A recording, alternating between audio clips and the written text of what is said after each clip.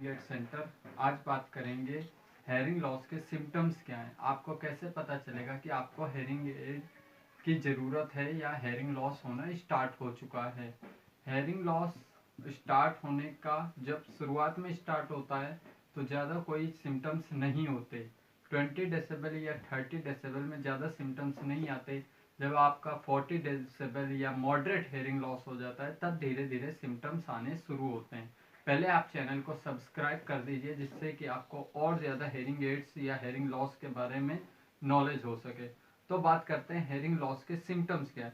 Hearing loss के symptoms हैं जब आप गेट टुगेदर होते हैं या फैमिली मेम्बर्स के साथ बैठे होते हैं, कोई कन्वर्सेशन होता है और आपको उस ग्रुप कन्वर्सेशन में बार बार सुनने की दिक्कत होती है। आपको ऐसा लगता है कि मैंने शायद नहीं सुना या कुछ वर्ड सेम लगने लगते हैं। जैसे कि किसी ने पिंक बोला आप पीच समझे, किसी ने 32 बोला आप 22 समझे।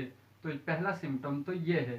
सेकंड सिम्टम जो आता है, आप फैमिली मेंबर्स को रिपीट करने को बार बार कहते हैं। जैसे कि क्या क्या, समझा नहीं, ऐसे वर्ड्स को आप बार बार रिपीट करने के लिए कहते हैं। एक सिम्टम्स ये भी होता है। सेकंड सिम्टम जो आपका आएगा वो होता है टेलीविज़न। आप नॉर्मल से कहीं ज़्यादा टेलीविज़न का वॉल्यूम रखते हैं। जो एक कॉमन पीपल जिस वॉल्यूम में आराम से सुन सकता है, आपको उससे हाई वॉल्यूम करना पड़ता है। ये भी एक सिम्टम्स में आता है। और एक चौथा सिम्टम आपका आता है मोबाइल फ़ोन पे टॉकिंग। अगर आप मोबाइल फ़ोन पे टॉकिंग कर रहे हो, आपको सुनने में थोड़ी सी दिक्कत हो रही है, रिपीट करवा रहे हैं, ये भी एक सिम्टम्स में आएगा। आप मार्केट के शोर में जाते हैं, मार्केट के अंदर भी आपको टॉकिंग में, बातचीत में, कन्वर्सेशंस में प्रॉब्लम्स होंगी। और सब रिपीट करवाना सबसे मेन सिम्टम्स है। अगर आप फैमिली मेम्बर्स में किसी को भी बार बार रिपीट करने को कह रहे हैं, अब वो बात जो बात कह चुके हैं उसी बात को दोबारा रिपीट करने के लिए कह रहे हैं, तो ये सबसे मेन हेयरिंग लॉस का सिम्टम होता है।